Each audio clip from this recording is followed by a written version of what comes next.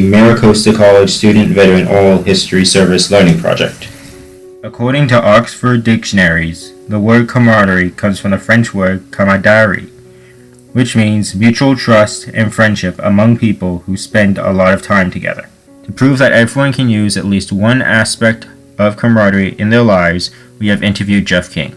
Through Jeff, we will demonstrate how camaraderie is used in student life, veteran life, and family life. Jeff King. He is a retired E-8 Sergeant of the Marine Corps. He has decided to return to school after serving for 23 years. We were able to meet up with him for an interview in a private library room here at Mira Costa College. Okay, where did you travel on service? I've been to Europe a few times. I've been to Poland, I've been to Germany, been to Iraq, Kuwait, mainland Japan, Okinawa, Korea, I've been to Norway, things like that. Yeah. Puerto Rico. You've been all over the place. Mm-hmm. And then do you recall the day your service ended? Yeah, this is when we had a retirement ceremony. My family flew in from Missouri. My wife was there. My kids were there. My brother, my sister, my mom. It's pretty cool. How long do you plan on continuing being a student here at Mira Costa? Till I get my associate's degree, which probably another, if everything goes right, 3 more semesters. While recalling his days in boot camp, Jeff explained it was during boot camp that he got a sense for what camaraderie means for people in the military.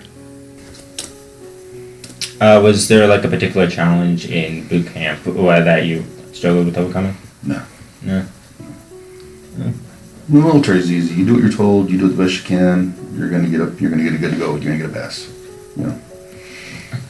Yeah, because speaking of civilian people, when we see like the documentaries of sometimes like a film journalist going into like boot camp or something, we think like, I don't think I would be cut out for the military, but it's okay if you can just do what you're told and do it on time. Yeah, that's exactly it. Jeff first learned what camaraderie meant during his first stages of boot camp. Camaraderie for the military meant that the team comes first and that the overall goal of the team comes before an individual's wants or needs.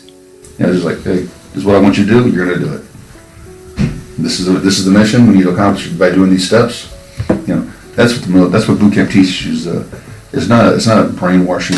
Or you're beaten into blind obedience. It's just you're brought up to believe that the team comes first.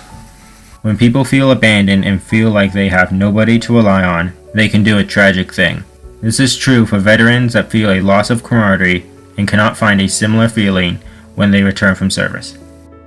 In 2013, the United States Department of Veterans Affairs released a study that covered suicides from 1999 to 2010, which showed that roughly 22 veterans were dying by suicide per day, or one every 65 minutes. Some sources suggest that this rate may be undercounting suicides. Jeff wants to bring this number down by spreading awareness of the topic and helping others less fortunate than himself. What about a veteran organization? Did you join one of them? I joined a Veterans Motorcycle Club. What are some of the activities your veterinarian bike club did? We tried, like I was telling the guys earlier, we raised awareness for the missing in action POWs of Vietnam, and we try to bring awareness to the 22 veterans a day killing themselves across the country. And we will make donations, like we'll do toy runs for, like my chapter, we do the Christmas toy run for the all the Indian reservations that are not casino Indians. So the kids that apparently don't get casino money will do toy runs and give them the toys. Jeff understands that camaraderie is the most important part of being in the military. He and other veterans believe that the hardest part about transitioning from military life to civilian life is the loss of camaraderie. You develop that sense of camaraderie with your buddies. You get to know these guys inside and out. You know about where they grew up. You get to know what they like for food. You get to know about their kids. You get to know about their wives. You get to learn all that stuff. That builds that camaraderie. They're just not Bob or Dave or John. They're, hey, I know you're Peggy's wife, or Peggy's husband Bob, and little Bobby Sue, and so you get to know them as people as well as just as a buddy. The only way to have a friend is to be one. Rolf Waldo Emerson. Going back to your first transitions to getting retiring from the military, Terry, anything you missed from it? No, I think if you talk to any vet, they're going to miss the camaraderie. That's the morale. That's the big thing that most veterans miss when they get out. When they get out, they don't have that camaraderie, brotherhood, sisterhood, a fail-safe. In the military, they got almost everything covered. So if something happens, there's somebody there who's gone through it or can help you get through it. And so when you become a civilian, people can't relate to military life. If you ain't been there, you don't know about it. So that's probably the biggest transition that people have. The hardest part, I think, is just the loss of the camaraderie and the brotherhood and sisterhood and the connections. All right. As civilian now, did you find anything like with your family or something that helped you like fill that missing? The club I'm in. Club in like veteran biker gang. Biker club. Biker club. Sorry. Motorcycle club. Yeah. Jeff is about to describe why it is that he thinks veterans should go to college. Anybody who's making a career in the Marine Corps, to get a college education while they're in the Marine Corps, will advance your career faster, make you more articulate. I did then what I knew how to do. Now that I know better, I do better. Maya Angelou.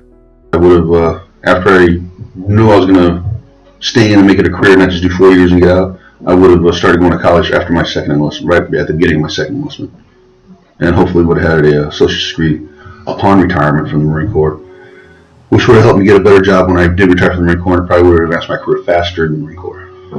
So you would have encouraged college. Yeah, encouraged. While on active duty, yes, ma'am. Okay. Did your family help you when you were, since you were overseas? Did the constant connection with your family help with that? Yeah, of course. Like how so? Morale. Knowing that the family's there, they're doing okay. I ain't got to worry about that. The wife's taking care of the kids and the dogs and everything, paying the bills, so I can take care of the Marines while I'm overseas getting shot at.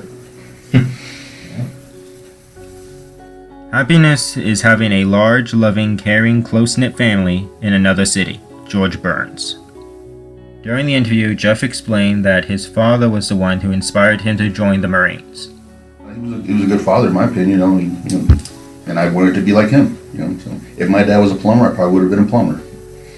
That's why that kind of influence he had on me. He didn't make me have short hair. He didn't make me dress a certain way. He didn't make me call him sir. I had long hair until I joined the Marine Corps. I had an earring before I joined the Marine Corps. He did not have any kind of. The only influence he had over me was being a good father. Like I said, if he would have been a sailor, a carpenter, a candlestick maker, or a baker, I probably would have done exactly what he did. Right. But in that vein, most of my family is veterans also. Very patriotic family on both sides, mother and fathers. Now that we have heard how camaraderie has helped Jeff in so many different ways, it seems strange that one word with only a one-sentence definition can provide so much help to people. Camaraderie will always mean that someone is there to help.